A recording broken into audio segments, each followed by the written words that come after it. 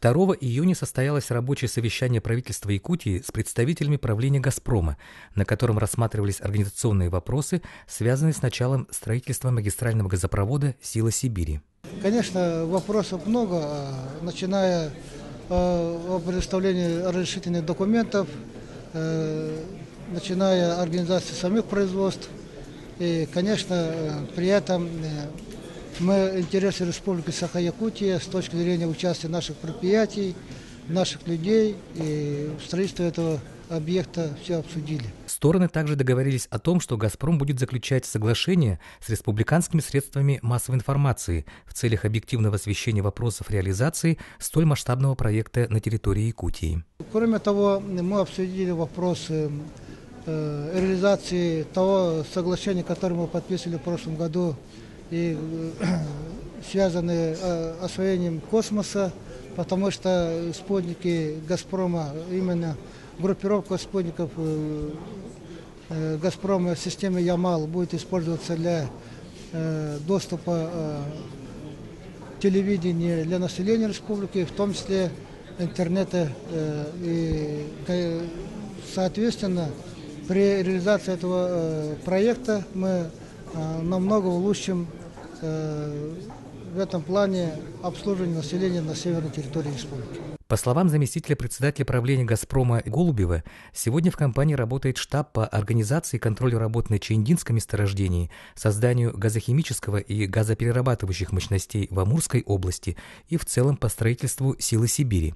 На совещании также были обсуждены вопросы газификации районов Якутии, где будет проходить газопровод. К этому примыкает и проблема газификации, которая сегодня, вот я дополняю ту информацию, которую сказал Егор Афанасьевич, которая сегодня подробно обсуждалась, как будет осуществляться газификация южных и центральных районов Якутии. Сегодня мы получили информацию о том, что Институт «Газпромпромгаз» закончил доработку генеральной схемы, она в «Газпроме» утверждена, и, собственно, мы на основании этого документа будем эту работу вести. Сегодня компания «Газпром Межрегионгаз» подготовила программу газификации и разработки газоснабжения республики на 15-25 год. Там порядка 30 объектов, которые будут в первую очередь включаться. Ну, имеется в виду, конечно, объекты, которые будут расположены вдоль магистрального газопровода «Сила Сибири». Как отметил Валерий Голубев, помощь со стороны республиканских властей очень высока. Мы сегодня подробно обсуждали вопросы, связанные с отводом земельных участков, с оформлением лесов, с организацией поставки топлива. Это одна из проблем. Здесь есть сегодня топливное хозяйство в республике, но все дополнительные, значительные объемы топлива, которые потребуются сегодня подрядчикам, это наша совместная задача. Очень много вопросов было уделено использованию того потенциала промышленного, технического, людского, интеллектуального, который обладает республика. Это были информация и Академии наук Якутии, и Министерства по делам туризма и малого и среднего бизнеса, как использовать все предприятия, всех малый и средний бизнес республики для работы, для использования наших проблем.